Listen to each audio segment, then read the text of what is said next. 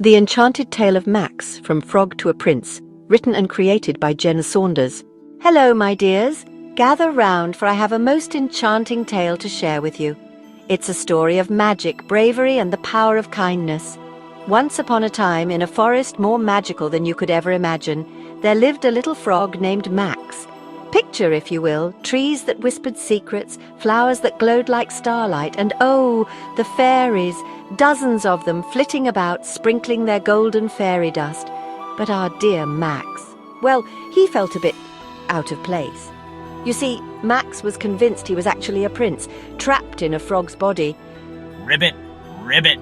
The other frogs would often make fun of Max, saying he was a dreamer. Who did he think he was? How can a frog be a prince? They would often shout, Your Highness, knowing it would upset Max, but Max would simply turn away, his eyes brimming with tears. Despite the teasing from all the frogs in the forest, making fun of him as he thought he was a prince trapped in a frog's body, Max just ignored them or tried to show he was not affected by their nasty comments and carried on helping others whenever he could. As Max had the kindest heart in all the forest, on this particular day, something extraordinary was about to happen. There, stuck in a patch of quicksand, was a baby deer. Ribbit, ribbit, ribbit! Max called all the forest creatures to help him get the baby deer to safety. As the forest creatures cheered, Max smiled.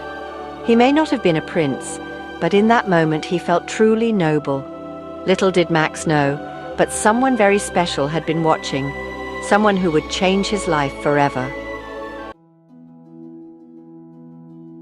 Max was about to have the most extraordinary encounter of his life. Oh, how exciting! Max, my dear boy, your kindness has not gone unnoticed. I can grant you your heart's desire, but remember, magic always comes with a catch. Really? You can make me human? Indeed, but you'll have just 7 days to find true love, or you'll return to your froggy form. Are you willing to take that chance? I'm human, I'm a prince, but what if I can't find true love in time? Poor Max. He looked at his new hands, then his feet, then at the bustling palace around him. He'd only just learned to walk, and now he was expected to be a prince. Oh, the adventures that awaited him. Then suddenly the king and queen walked in. There you are, my boy. Don't forget tonight is the ball in your honor, and hopefully you will find a princess that you will like to marry. Max, speechless, thought, I have a mother and father. My boy, don't be late, okay? Then the king tapped him on the shoulder, saying, Good, good. Then told a maid to show him what clothes he should be wearing. Of course, Max only just learning in the last hour how to walk and getting used to his human form. It was a bit overwhelming and a lot to take in, but he was glad that the king told the maid to show him his clothes, as how else was he going to find his bedroom, right? Now, Max was always the adventurer, so after the maid showed him what he would be wearing, the maid left and Max looked around his giant bedroom, and what a bedroom it was. He had the largest walk-in wardrobe you had ever seen. But while he was walking through looking at all his new clothes, a set of non-princely clothes suddenly appeared in front of Max. Bearing in mind Max was from an enchanted forest, he thought nothing of it, but then he thought he would like to see what was outside the palace. So he got changed into his very normal clothes and ventured outside to check out the town. Now, my dears, are you ready for Max's first adventure in the human world? Oh, it was a sight to behold. Our newly minted Prince Max decided to sneak out of the palace. Can you believe it? Oh, the sights and sounds. It was like a kaleidoscope of colors and a symphony of noises to our dear frog-turned prince. Wow, is that bread I smell? And oh, what's that sweet aroma? Max's nose led him straight to a quaint little bakery. Now remember, loves, he'd never eaten human food before. This was going to be interesting. Then suddenly Max saw a runaway carriage heading towards a beautiful young maiden. Oh, look out! Thank you. You saved my life. I'm Gucci. Oh, I'm Max. Would you like to share some pastries? And that, my dears, was how Max met Gucci. Neither knew the other's true identity, but there was an instant connection. They spent hours talking and laughing, sharing Max's mountain of pastries. My lady, your father is looking for you. Allow me to escort you back. Max's heart sank as he watched Gucci leave with the stranger. Oh, poor Max. He'd found a connection, but was it too late? The clock was ticking on his 7 days, but hey, this is a fairy tale, so do not worry. So, my dears, the night of the grand ball, the palace was a sight to behold, all glittering gold and shimmering white. Chandeliers danced with fairy lights, and the air itself seemed to sparkle with magic. Poor Max, though. He was as nervous as a cat in a room full of rocking chairs. His palms were sweaty, his knees were wobbling, and his crown, well, it just wouldn't sit straight. The trumpets blared, announcing the start of the ball. Max took a deep breath and stepped into the ballroom. Oh, what a sight he was!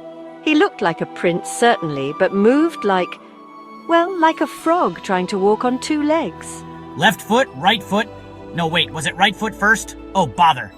And then the room fell silent. A dazzling light appeared at the top of the grand staircase, and there she was, Gucci, looking absolutely radiant in a gown that seemed woven from moonlight itself. It's him, the kind stranger from the town. Maybe I don't belong here after all. Maybe I should just go back to being a frog. Unbelievable, Max didn't even recognize Gucci, and with a heavy heart, Max slipped away from the ball and out onto a moonlit balcony. The cool night air was a welcome relief, but it did little to lift his spirits. Golden fireflies danced around him as if trying to cheer him up. Who was I kidding? I'm not a real prince, I'm just a frog in fancy clothes. But just as Max was about to give up hope, he heard a soft voice behind him. Could it be? Oh, my dears, I do believe our story is about to take quite the turn. Oh, my dears! Just when all seemed lost, Gucci appeared on the balcony, her eyes sparkling like stars. Can you feel the magic in the air? Max, is it really you? I couldn't stop thinking about the kind stranger who saved me. Gucci, there's something I need to tell you. I'm not really a prince. Well, not always. And so, loves, Max poured out his heart. He told Gucci everything about being a frog, about the spell, about his 7 days to find true love. Oh, Max, it doesn't matter if you're a frog or a prince. Your kind heart is what made me fall in love with you. As those magical words left Gucci's lips, the air around them began to glow. Golden butterflies appeared, forming heart shapes in the air. You love me, even knowing I might turn back into a frog? And with that, my dears, Gucci leaned in and kissed Max.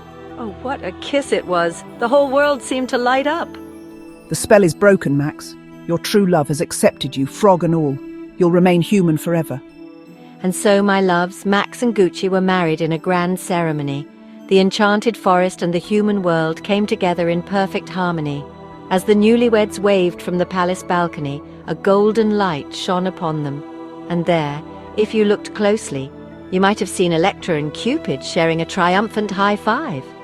And that, my dears, is how a little frog with a big heart became a true prince. Remember, love can transform us all in the most magical ways.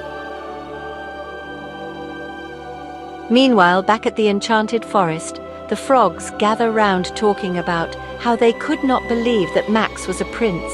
Then Thomas speaks up saying, maybe I am a prince, but that, my dears, is another story. I do hope you enjoyed my video. Please don't forget to like, share and subscribe. Kisses, Jenne Saunders.